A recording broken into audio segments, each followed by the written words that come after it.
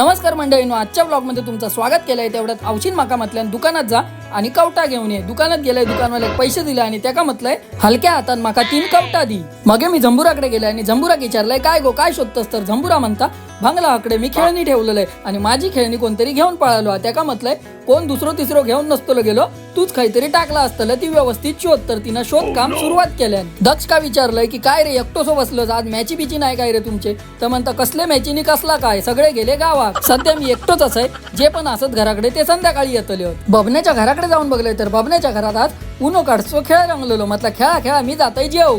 घराकडे गेले आणि जेवणात बघले तर मस्त पैकी गावठी कोंबडी कापलेली होती, कवटा आणलेली ती संध्याकाळच्याक ठेवली। गावठी कोंबडी असल्यावर मी कवटांका विचारतोय काय पपीत बदाम देताना पपीन म्हटल्यान की भांगला यांनी नुसती इटम ना करून ठेवले नाहीत, बक्षात तेव्हा मांसाहारी खातात, नशीब माका बदाम तरी देतो।